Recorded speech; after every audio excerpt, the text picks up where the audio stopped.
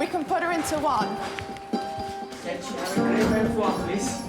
Hello, Lenny. My name's Morgan. I'm one of the doctors. There are over 63,000 junior doctors working in Britain's hospitals. You squeeze my hand if you understand what I've said. As young as 23, they are the foot soldiers of the NHS. And how are your bowels and waterworks? Yeah, it is not glamorous.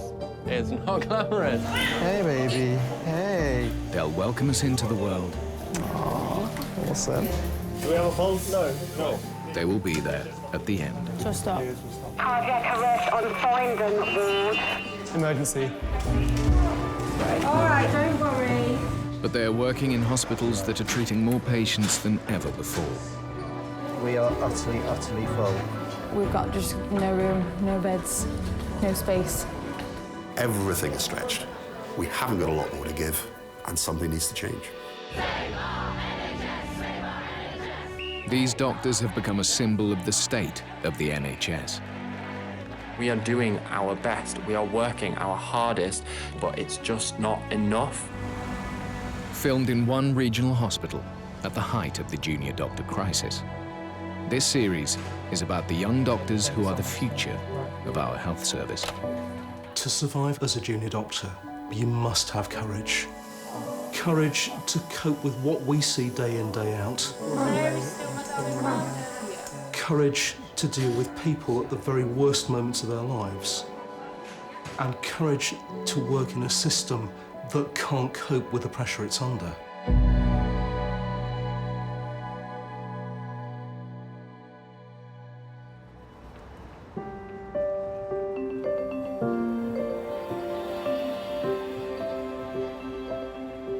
There is one date that sticks in the mind of every junior doctor, and that's the first Wednesday in August. Thank you for induction. That date is when they begin to work in hospital for the very first time. You can ask any doctor in the NHS, and they will tell you that that is the most important day in their professional lives. With a cheesy grin. In August 2016, around 6,000 medical graduates are beginning their careers across the country. I just have butterflies in my stomach because it's just the unknown, isn't it? Obviously, it goes without saying that I'm petrified of letting my patients down. 30 are registered to Northampton General. Their induction is led by Dr. Philip Pearson. It's my job to welcome them, but also to warn them what's ahead. The NHS at the moment is running very, very close to the edge, and the junior doctors are the ones very much in the front line. My fear is it will be harder for them than any other generation previously. Welcome to Northampton, and for that matter, welcome to medicine, doctors. It will be hard work, it will be stressful, you will be taxed physically, emotionally, mentally in the next 12 months, more than you ever thought possible. You will have patients dying in front of you. There will be times when all you want to do is just burst into tears.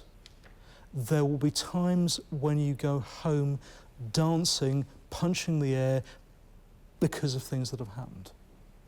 There are plenty of good times, and there are always people to help you. Thank you for your time. It's been a long day, but welcome to medicine. There are hundreds of general hospitals like Northampton across the UK. They're the backbone of the NHS, providing care to millions every day. This is Northampton's hospital. Most people who work here live here. Most of the people we treat are our neighbours. There's a lot of pride in the place. It does a fabulous job with limited resource. But we're not much different from anywhere else. We've got ever-increasing number of patients coming through the front door, but we haven't got an increase in the number of staff to provide that care. We haven't got an increase in the number of beds to provide that care, and we haven't got any more money. Each new doctor has been assigned to a hospital ward, working in a full medical team for the first time. Okay, sharp scratch. Sorry. Ow! Take that out. I'm really sorry. I'll ask one of the other doctors to help me. Are you all right? You're shitting it. Like, it's terrifying. You don't want to come across as the nervous doctor who doesn't know what they're doing and who makes loads of mistakes and nobody trusts them. You said it was yesterday. They look like they're the, what's that saying? Rabbits caught in headlights, is it? That's exactly what it is, I think. Thank you. Sorry, I didn't know what to do then. Yeah, no problem. Don't worry, you'll get used to it. Okay. For 28-year-old Holly, it's been a long journey to get to this day. And I'm worried about forgetting everything. And when I found out that I'd qualified, I was just shocked. I was just shocked because when I was 15, one of my teachers told me that I'd never be a doctor because I wasn't clever enough and I had no drive. It left me with no confidence.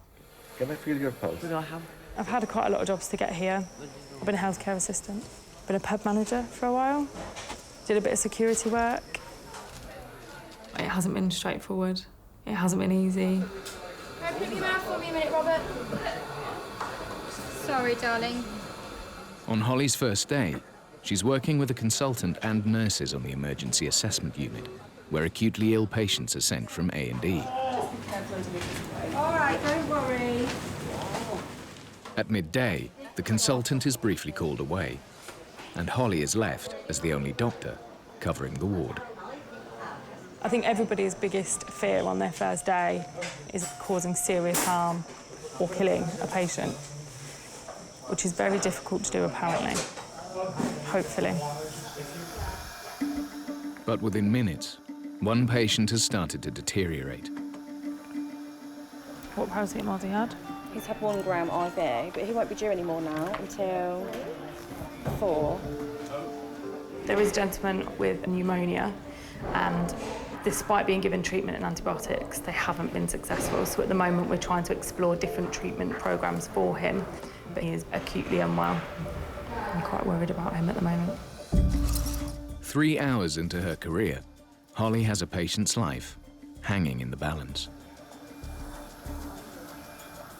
My name's Holly. I'm one of the doctors on the ward at the moment. And the consultant that came to see you earlier this morning would like me to have a tube put down. It's one that we pop through your nose, down into your stomach, so that we can help with things like your pain. You squeeze my hand if you understand what I've said. When you first see somebody very sick, all of a sudden you realise the pressure of the position that you're in. You know, it sounds rather dramatic, but you hold their life in your hands, and all of a sudden that hits you. And you realise that all that training, all that you were taught, this is what, it's for this moment.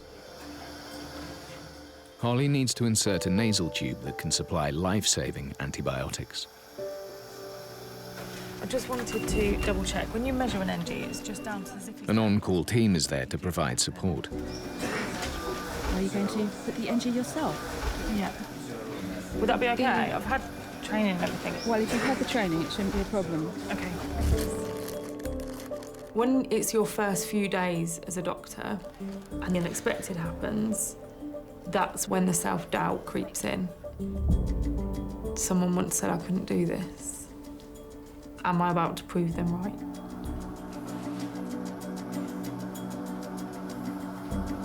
If at all this is uncomfortable, just squeeze my hand and Holly will stop, okay?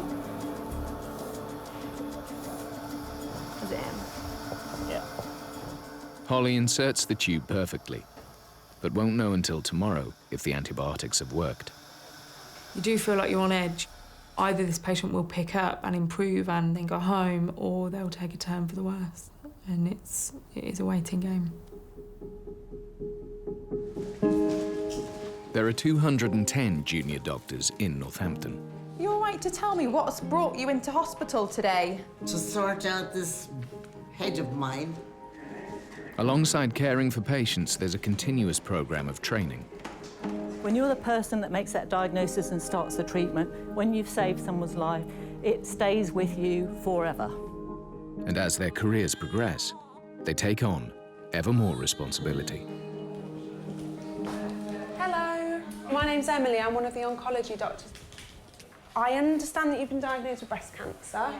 So do you want to tell me what's brought you into hospital at the moment? 26-year-old Emily has just started on the cancer ward. As a third year, this is her first chance to specialise her training. Gonna have a little look at you if that's all right. I really don't know why I wanted to be a doctor. I just know that I always wanted to be one, and I think it was because my mum was one and she was such an amazing role model. And I think I just saw the difference that she made. A couple of years ago, she went for a normal mammogram and she was diagnosed with breast cancer 3 days before my medical finals. White cell count is up. She did have to have a big operation. She did retire early from work. But it really made me realise that being a doctor, as much as it's about the medicine and the medical decisions, actually in situations like that, it's about the person as a whole, but also about their family as well.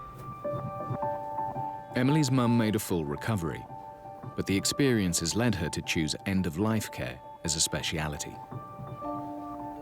People just seem to wonder why I want to work in palliative care. I think a lot of people just don't see the benefit in it, and maybe those people haven't had family members die or had bad experiences, and maybe they think that every death is the same. But I would argue that it's definitely not, and there is a huge amount that you can do. Emily's ward treats people with complicated or terminal cancers. One patient, Tracy, used to work in the hospital. I still think we're not out of the woods just yet. Chest X-ray is a little bit worse. So it's a little bit of a knife edge that you're balancing on at the moment. Tracy's got lung cancer, but unfortunately now it's spread to other parts of her body. I am very slightly aware as well that the liver lesions will probably be getting bigger whilst you're off your chemotherapy. Yeah. She has got a lovely family who are really involved. The kids have been telling Wayne, her husband, that he needs to go home and have some rest as well. But yeah, the next few days are quite important. Thanks, guys. See you later on. Is that right? Yeah, I'll catch you. Like Emily's mum, Tracy's cancer came completely out of the blue. Do you remember when he told us? We kind of started laughing because it was a bit of disbelief, wasn't it? Yeah, I didn't really, because I've never smoked, so I didn't really believe it at the time. But I'm going into my third year, and I'm happy. And I've had a fantastic 2.5 years doing stuff I wouldn't have done if this didn't happen. So I've been lucky. Yeah, but I'd still give that all up. I know. I know. For you not to be going through all of this. I know. To be a good doctor, you have to care, because I think when you stop caring, then that's when you become a bad doctor. But I think the worries for me are just that it's quite emotionally demanding and emotionally draining, and it is well recognised that people do burn out. I think working in oncology will definitely help me see whether it is something that I can do every day, or whether I think it would be too much for me. Back on the assessment unit, Holly's patient has continued to deteriorate. I think the most difficult thing when you start as a new doctor is understanding or realising that you're not going to be able to help everybody. There are some patients where whatever you do, they're not going to improve. And as a junior, that's very difficult to get your head around. We've been giving him a lot of antibiotics and we're still struggling to keep him comfortable. This is my second day and I already feel like I know him so well. Later that week, the man dies from his infection. He's Holly's first ever patient. You just for that moment think, was there anything I could have done? You're there to relieve pain, relieve suffering, make patients better. But death is a consequence of life. It is a privilege to be a doctor, it really is. You get invited into these patients' lives and you see them at their absolute worst. I just hope for that patient that he was as comfortable as possible.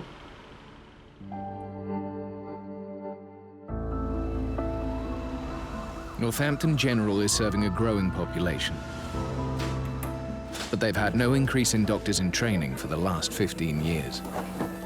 I just want to take one more blood test, I'm afraid. Like many NHS hospitals, it operates at near full capacity most of the time. At the moment, we are dealing with the problems of increasing patients coming into hospital who are generally sicker, they're often older, they have more complex problems, and therefore they're going to stay in hospital longer. Can you take some deep breaths in and out for me? So all staff, whether they're junior or senior, are under significant pressure to see 20–25% more patients than they would a couple of years ago. OK, thank you so much, thank you. Right. Everything is stretched. This is the worst I've ever seen it in 36 years. Morale is not great because it's so difficult to deliver the standard of care they're capable of. Hi, my name's Sam Pollen. I'm a second-year doctor, and at the moment I'm thinking about leaving the NHS for good. Sam is 24 and working on the gastro ward, dealing with bowel and stomach problems and a lot of elderly patients. We're over halfway. Do you know which hospital we're in at the moment? Bedford. Northampton General Hospital. Yes, there you go. You know where you are. Hello. It's Sam, one of the doctors. How are you getting on today, Joyce? Yes, I'm all right. You feel okay? Yes. Okay. And how are your bowels and waterworks? Yeah, it is not glamorous. It is not glamorous. I leave work most days covered in either poo, blood, vomit, or a combination of the three. Hello, Mr. Harrison. All right, now this is just a little bit of local anaesthetic. I worked my arse off in school to get into med school. I worked my arse off in med school to get where I am now. Sorry, it's quite uncomfortable, I know. And then you come out into the real world and you're trying to put all of that knowledge and idealism to use in a system that is slowly breaking down, in a system that's overstretched and underfunded, and it is kind of demoralising. It kind of sours a lot of what you've worked so hard for all these years. Sam's ward has a staff shortage, and today he's looking after double the number of beds he should be. 20-year-old Ryan has had numerous hospital visits and lost half his body weight, but no doctor has been able to diagnose his condition.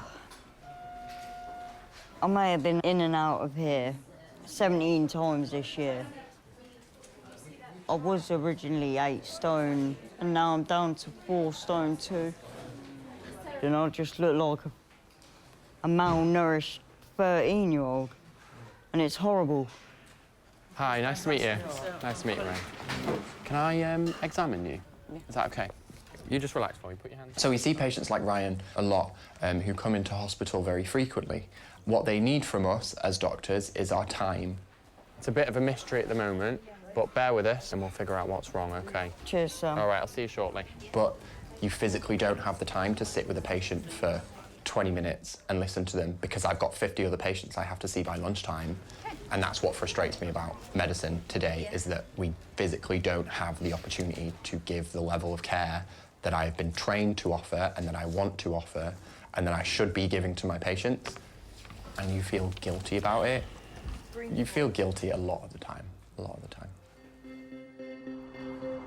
The number of junior doctors leaving the NHS is rising.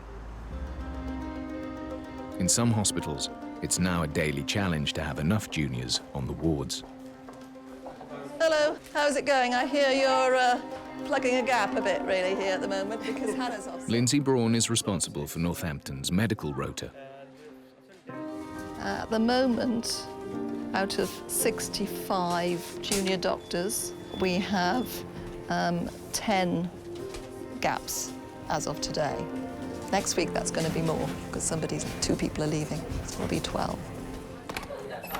Hi, I'm just going around wards where I know you're one down to see how it's going on. There are days where you don't know how you're going to ensure that each ward has sufficient doctors providing safe enough care. And that is a very knife-edge situation.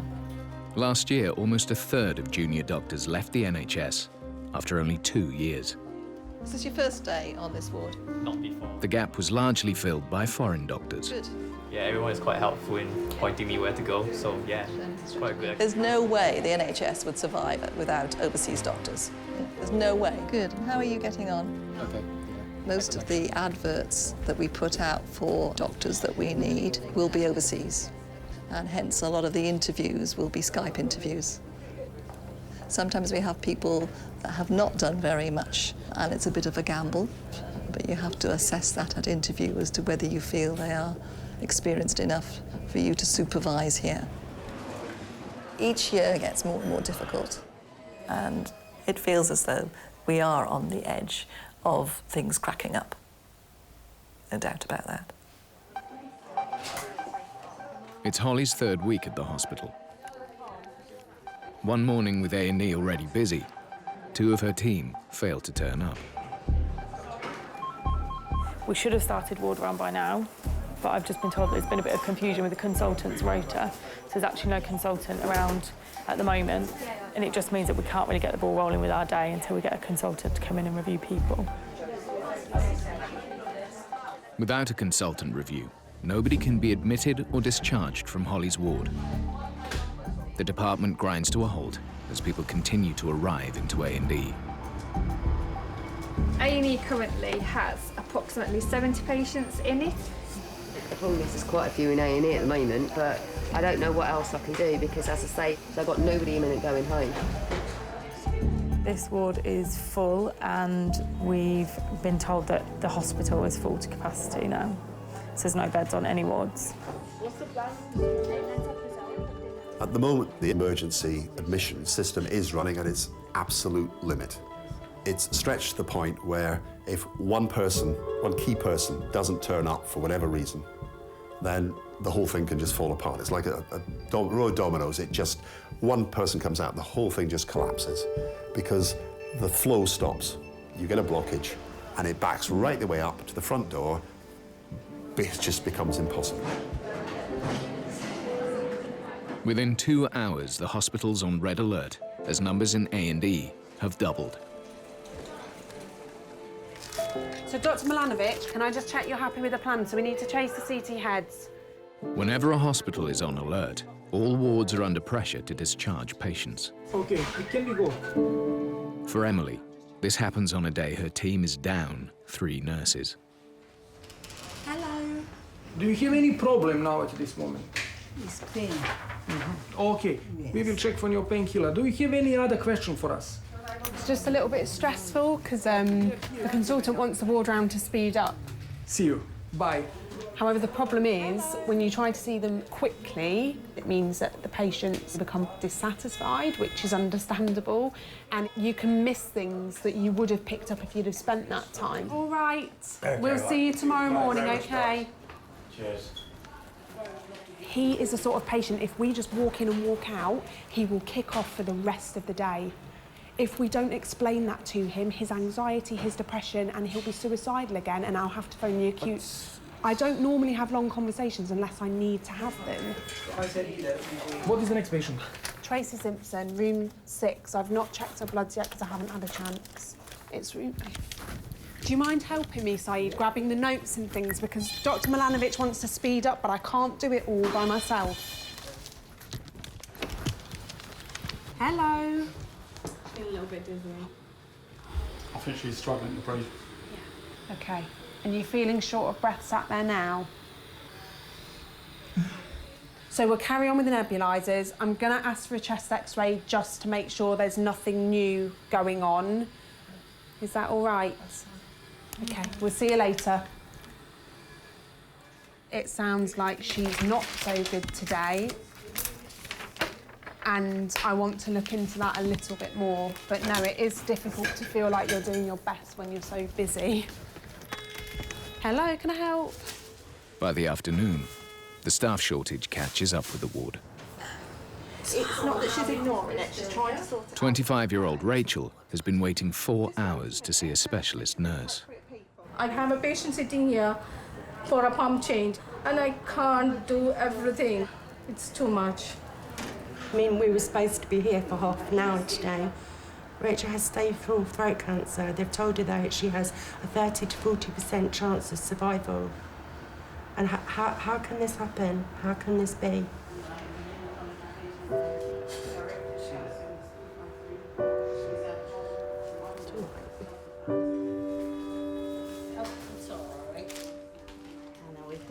It's just really stressful because we've just not had enough doctors or nurses.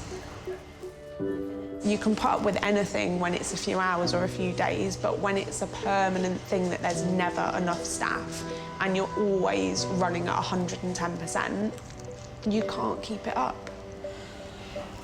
This ward has broken me. It has broken me. This job's broken me. On the assessment unit, Lindsay Braun has stepped in to do the consultant ward round. See if we can get you home as soon as possible. No, that's fine. But Holly's day is about to get even busier. Cardiac arrest on Findon ward. Cardiac arrest on Findon ward. Findon? No, not really. So I've had a cardiac arrest on one of the wards and I'm part of the arrest team today. So we just need to get there and find out what's happened.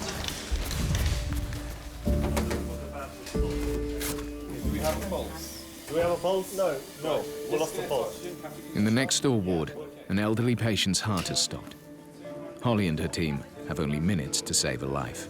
Yeah, started.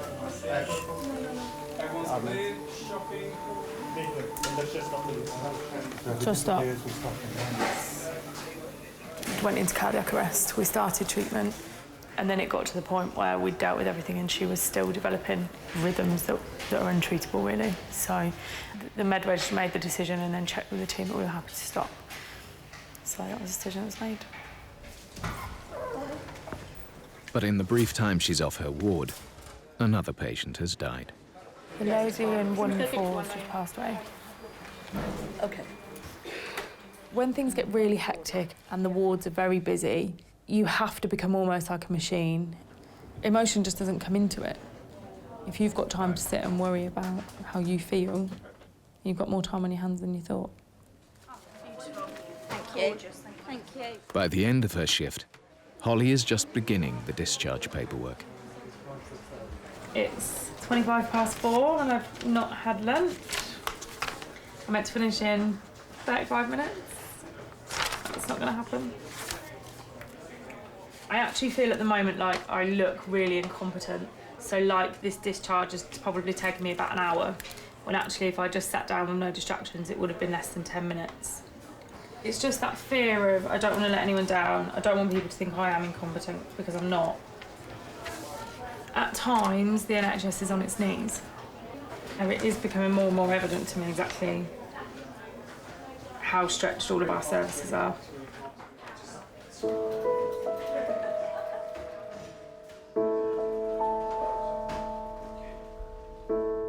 One of the big things for me was that I didn't want to get to the point where I forgot the patient, and today I couldn't tell you a single thing about any of my patients.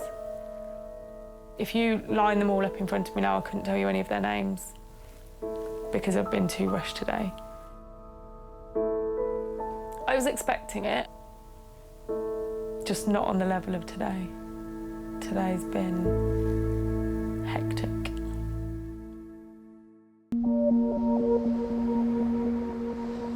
At the beginning of September, the hospital is quiet. Today we've got a full complement of doctors on the ward, which means we're each looking after one bay, which means I have actual time to spend with my patients. So yeah, today should be a good day. Sam's team have spent the last week trying to solve the problem of Ryan's weight loss, but with little success. The Ryan conundrum continues. It's quite a complex case, and all of the things I would have tested for, we've tested for, and they've come back normal. So I'm at a loss at the moment. He's a young guy, he's got a life to live. It must be difficult for him. Hi Ryan, you okay? We've got an office for you down there if you want to come with me, we can sit and have a chat for a bit. I've got a bit of time now, so we can Yeah, I know, you struck for time yesterday. So, go ahead, you wanted to have a chat? Yeah, well, how can I say, being on that ward is making me really upset. Like, I'm young, I shouldn't be here. But I don't want to leave here until I hit my proper weight, because I know I'm going to go back downhill. OK. I don't think we're planning on kicking you out rapidly anytime soon. Yeah, not only that, I think it's just because the withdrawal from the cannabis, that's the main thing I was going to speak to you about today. I won't lie to you, I am a high cannabis user, which I'm trying to cut out. And I know for a fact, if I go back next week, I'll end up smoking the cannabis again. I can already see. How often would you say you smoke cannabis? Every day. OK. It's good that you've brought that up, because that means I can speak to the team and we can make sure everybody's in the loop, and that can be sorted from our side. I just really needed to have a word. All right. Cheers, Wonderful, son. thanks. Cheers, son. Cheers.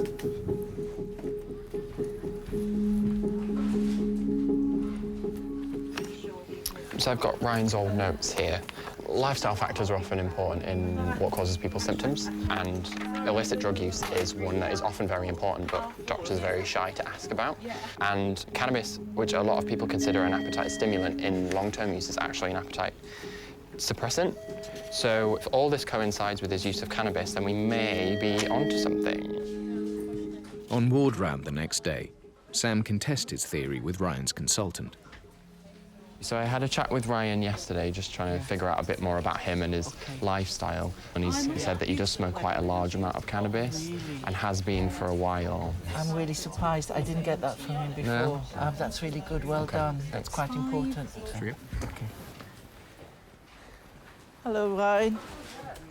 How are you today? Good, thank you. Great.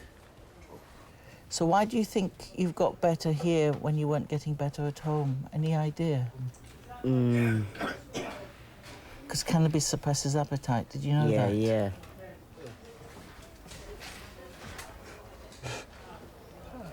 Are you going to carry on with the cannabis? No. So are you worried that when you go home you'll start using cannabis again? It's the only thing that gets me through the day. Really? And have you been very depressed at home? Well, I was before I come in. All I'd do is wake up, go get a smoke, have some probably packet of crisps that'll last me for about 2-3 days, and then I'll just sleep all day. That's not much of a life. No, I know. It's a vicious circle, isn't it? You take the cannabis, you don't eat, you get more tired, you end up skin and bones. Sometimes it's not the advice that you give someone that solves the problem, it's the opportunity to be listened to that solves the problem. And I think nobody's really had the time to have these discussions with him. I'm sorry that it took us a while to get to this. Well, I should have said about this sooner, I know. That day, Ryan's medication is changed and the drugs counsellor called in. I'm calling as I have a patient I'd like to refer to yourselves for review as an inpatient, if possible. You go through so much of the job feeling like you haven't lived up to what's expected of you, that when you actually do something that's spot on, it's just really satisfying. Cheers, Dr. Judy. It reminds you of why you're here and why you put all the work in and why you sacrifice so much to carry on being a doctor because of those moments. On the cancer ward, Emily's team has just received Tracy's latest test results. It's not a good sign. Tracy is really poorly at the moment, so seeing that the x-ray's worse, I suppose, isn't surprising, but it just confirms that perhaps things aren't going in the right direction. After years of treatment, Tracy's body has finally given up the fight. So for me, this is one of the things that it's all about, because the way that this whole situation is handled now will massively, massively affect that family for the rest of their lives. I mean, if Tracy's in pain or distressed and there's more trauma heaped on top, then that will stay with the family forever, as well as the grief, and I think it makes the grief much more difficult to process. It really shows whether you're a good doctor or not as to how you handle those situations.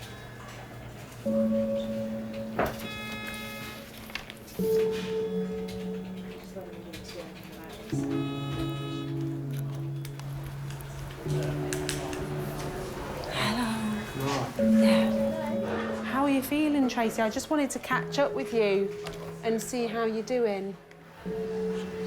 You're shattered. How does your breathing feel? Do you think the oromorphs helped a bit? No. You think it's just knocked you out a bit?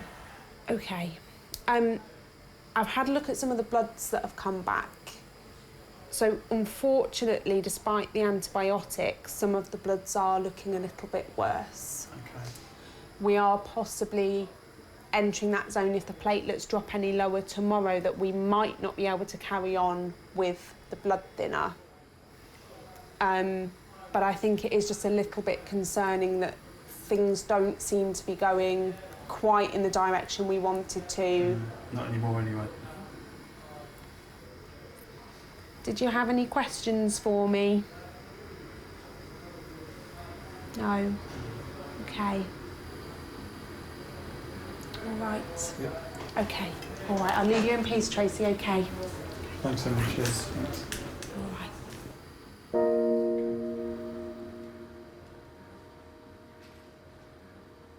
It's very difficult to get the balance right when you're having that sort of conversation, to give people the information you need to give. But I think I managed to broach the subject and plant the seed, but it's just a very sad situation. You can really clearly see the love between them, and so I think it's obviously going to be incredibly difficult for them.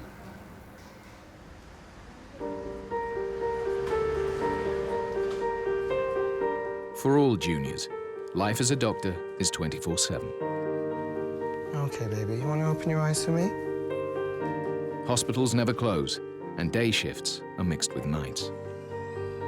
I'm convinced I did the wrong thing, so to hear... You didn't, because she was expecting us to check. Consultants are there for juniors when things get too much. And you did it in a balanced way, which I think was very good. But in the emergency department, Holly's team is still battling staff shortages. So I'm currently on day 9 of a 10-day straight. At the moment, I know that there's a lot of gaps on the rota, and I don't mind helping out where I can and filling in those gaps, but there's only so much that we can work. And the tireder you get, the more challenging it becomes. In her first month, Holly has treated over 300 patients, certified almost a dozen deaths, and like many NHS staff, hasn't once left work on time. My partner makes a big joke because Jeremy Hunt said there's no reason why doctors shouldn't be leaving at 5 o'clock. And so when I rock in at 8:30, my partner wants to know what my excuse is, because my boss, Jeremy Hunt, says I should leave at 5 o'clock. If we worked a rule and we started at the time we're supposed to start and finished when we're supposed to finish, the NHS just would be non-existent. I would say a large proportion of it runs on goodwill, the goodwill of the staff. So sharp scratch coming up. The reason that we don't stop is because we care about patients and we put them first. Is that okay? Yeah, fine. Why would you be a doctor or a nurse or work anywhere in the NHS if you didn't care about people? Oh, I don't know about that, I'll probably get sacked. For all of the stress and pressure that I have felt under, I am still enjoying being a doctor. But there have been days where I have thought twice. Being a physician is the best and most brilliant job in the world. There's just far too much of it. You know, we can't just keep expanding the number of hours we work and keep a smile on our face and keep doing it perfectly. You can't do that. We are reaching our capacity. We haven't got a lot more to give, and something needs to change. By the end of September, junior doctors have been in post for 2 months. Every day has seen new patients arrive and depart from their care. So unfortunately, Tracy passed away on Friday. I last saw her on Thursday night or the early hours of Friday morning as I was doing a night shift. And it was becoming more obvious that she was becoming much more unwell and that she was dying. And Tracy said that her last wish really was that she wanted to pass away at home. And I'm just so glad that she managed to get there, even if it was just for a few hours. On the 23rd of September, Emily's colleagues were able to fast-track Tracy home, where she passed away, surrounded by her family. Patients like Tracy, it completely reinforces why I want to do palliative care. She died where she wanted to die. Her pain was under control. I think she died with dignity. So as far as I know, I would say that she had a good death. Of course it affects me, and I've cried at work, I've cried a few times, but you do just have to learn to be able to deal with that and pick yourself up and go back out there, because as sad as it is, there's always another patient that you need to go and see, and so we just have to carry on. My name is Milanovic, I'm a consultant here. And I came here to see you and to ask you how are you. Could be better, but could be worse. Okay. I couldn't do this job for the rest of my life. It's too much. But I do want to stay in the NHS and hopefully climb the ladder and become a consultant. There's no other job that I can see myself doing, because for me it's about making a difference and caring for patients, and there's no other job where I think I could use the skills that I've got and make that difference in patients' lives. I'll see you later on, okay? Across on the gastro ward, Sam's success with Ryan has made him reflect on his own career. I feel like this is what I came here to do, and I am doing it well. It's a confidence that, oh, actually, I am a good doctor. Since coming under Sam's care, Ryan's gained 6 kilos and is now ready to go home. Hi, Ryan. So you're off today, aren't you? Yeah, he is. Yeah, how are you feeling about that? Happy. It's been really nice meeting you, but I hope we never see you again. Well, I'd like to see you again, but not here. Not in a professional capacity. All right. Nice to meet you, Ryan. Good luck, OK? Cheers. See you later. Come on, then. Try and behave yourself. I want to stay as a doctor in the NHS. This is my whole life. This is everything I have trained for since I did my GCSEs. This is, I pour all of my effort and all of my time and all of my energy into caring for the people that are in this hospital. If you keep your head still for me, look forward, there you go. But I have no idea what my future holds because I have no idea what's happening with the NHS. No degree of efficiency savings or strategic cuts is going to solve the problem that there are too many patients and not enough people treating. 4 weeks after discharging Ryan, Sam chooses not to apply for further NHS training. I want what anybody wants. I want to be able to do the job that I'm trained to do. I want to be respected. And I want to be happy. So I've decided to take a year out to decide whether I want to stay in the UK and pursue my training here, or do I want to go to Australia, New Zealand, somewhere abroad to pursue my training out there. Sam is one of 6,000 junior doctors who applied to work overseas in 2016. We have a whole generation of the most dedicated and compassionate people I've met, doctors, nurses, everyone who works in the NHS, who are completely disillusioned by a career that they've worked so hard for. I think we're seeing a slow, painful collapse of an institution that we should all be grateful for. And it's a shame. That's the most accurate word for it, is that it is a crying shame. On the emergency assessment unit, Holly's now been a doctor for 2 months. Just lift this up for you, sweetheart. That's it. From day one till now, I think my confidence has increased and continues to increase exponentially. On the acute wards, there's no time to stop and look things up, check a textbook, wait for a consultant to arrive. The patients are so sick that you need to make the decisions quickly and in a confident way. All right, Rob, let's pop it back on. 13 years after her teacher said it would never happen, Holly's firmly established as a hospital doctor. If you want something badly enough, it doesn't matter what background you've got, what money you've got, it is your drive and ambition and determination that will get you there. And I still have as much passion now as I did when I was 15. Just take some deep breaths for me. But there are times when we feel that we can't do any more than we already are, and there's still patients waiting.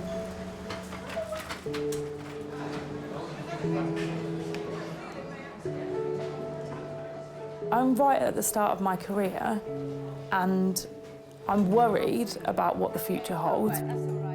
I think if nothing changes, there just won't be an NHS. I can't see at its current functioning level that it can continue. But I still love my job. I love everything that I do, and I couldn't imagine being anything else. It's for you. You're going home. Next time, the onset of winter creates a surge of patients in A&E. Check me the oxygen. We're in a very difficult position here. It's mental. And new recruits must adjust to life You're panicking. in the hospital's busiest department. I'm beginning to question why the hell I'm doing this and if I'm even good enough.